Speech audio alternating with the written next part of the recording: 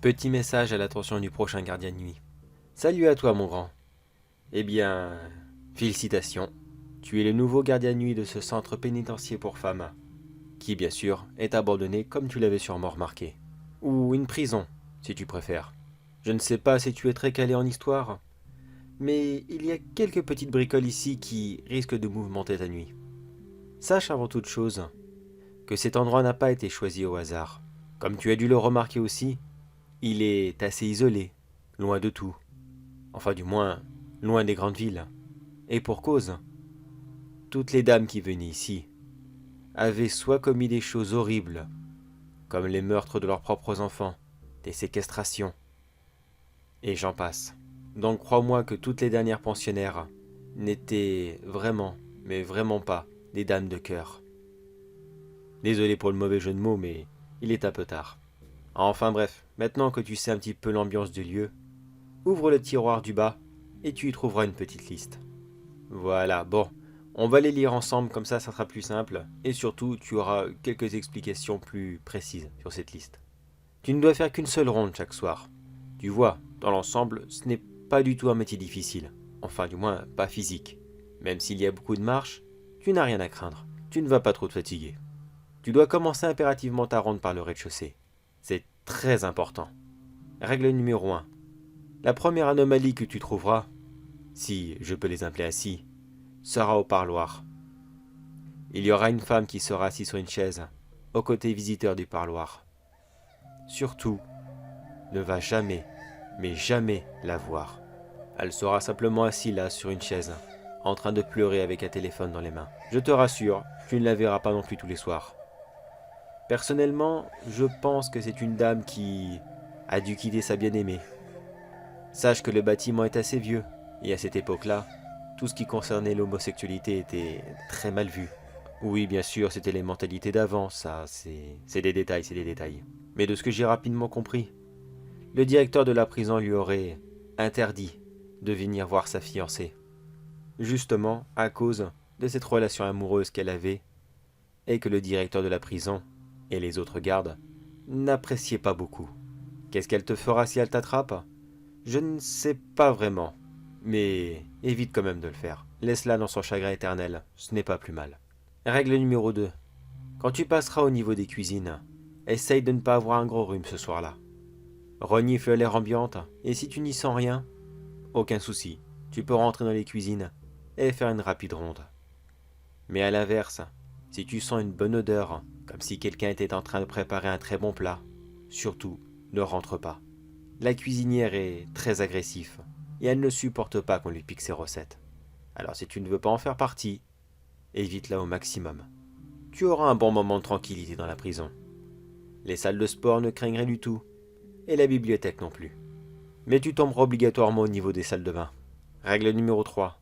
Si tu vois qu'il y a de l'eau dans les douches, même une simple flaque d'eau, sors immédiatement de là et n'y retourne pas de toute la nuit. Il n'y a plus d'arrivée d'eau dans la prison, et elle est très très bien isolée. Il n'y a aucune fuite.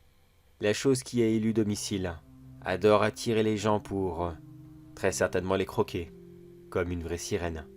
Bravo à toi, tu as terminé le rez-de-chaussée. Monte maintenant à l'étage. Nous continuons la visite. Règle numéro 4. Au premier étage, tu y croiseras peut-être un autre gardien de nuit.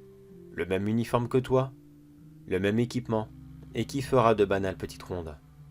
Il n'y a que toi comme gardien de nuit ici. Même moi, je ne serai pas là aux mêmes horaires. De toute façon, quand toi tu seras là, j'aurai démissionné. Ne prête pas attention à ce gardien et continue ta ronde.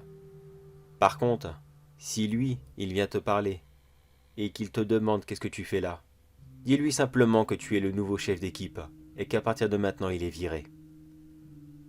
Il ne protestera pas.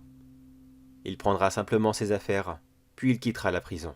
Mais attention, il sera sûrement de retour le lendemain, donc prépare-toi à le revoir. Il est même d'ailleurs celui que tu verras probablement le plus souvent. On ne lui reprochera pas d'être un bon gardien après tout.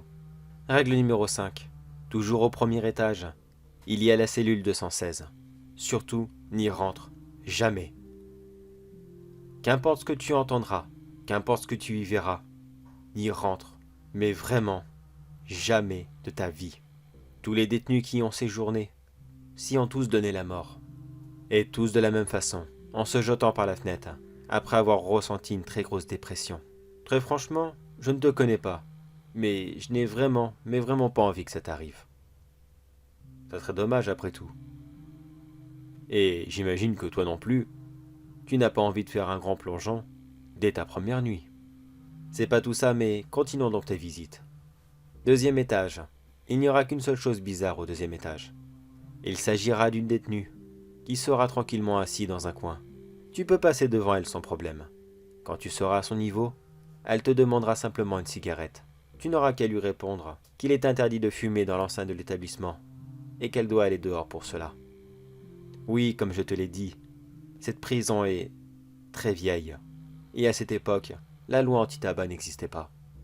Elle se lèvera sans rien dire, et elle sortira dehors pour aller fumer dans la cour. Mais je te rassure, tu ne la recroiseras plus de la soirée. Ta visite du bâtiment s'achève avec une petite ronde sur le toit. Cela peut paraître idiot, mais avec tous ces jeunes qui s'amusent avec leurs drones, faire un tour sur le toit est quelque chose de très important. Sur celui-ci, ah merde, j'ai peut-être perdu le feeling du numéro des règles. Bon, j'en étais où alors? Voyons... Oui, règle numéro 7. J'ai cité les autres déjà? Bon, qu'importe. Respecte ce que je t'ai dit et ça fera largement l'affaire. Que disais-je? Règle numéro 7. Tu y verras une femme sur le toit qui s'apprêtera à faire le grand saut afin de se donner la mort. Ne t'approche pas d'elle et tout se passera bien. Ton instinct te poussera sûrement à faire le contraire, bien sûr. Car si tu la vois de près, cette femme est très jolie. Et tu n'as qu'une seule envie, en voyant sa détresse, c'est d'aller la sauver.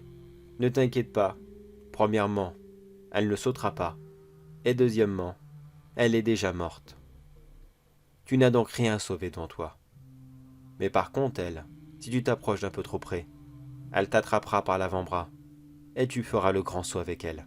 Peut-être que tu la rejoindras dans l'au-delà, je ne sais pas. Mais évite-le quand même. Règle numéro 8. Quand tu feras ta petite visite dans la cour, tu y verras un groupe de silhouettes qui pratiqueront diverses activités. Il est très rare qu'elles se répètent d'une soirée à l'autre. Elles pourront faire des jeux, pratiquer une activité physique, ou alors simplement bavarder entre copines. À ce moment-là, tu dois simplement leur dire que les heures de promenade sont terminées et qu'elles doivent retourner dans leur cellule. Là aussi, elles ne diront rien, et elles rentreront bien sagement.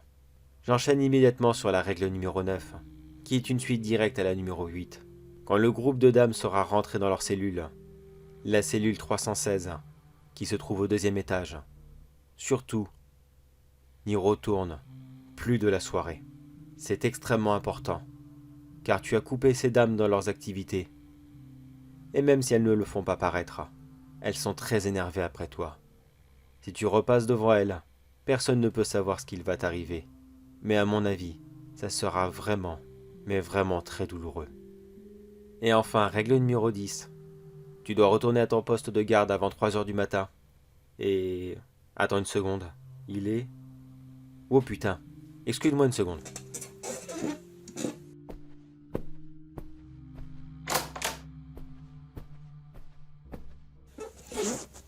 Voilà.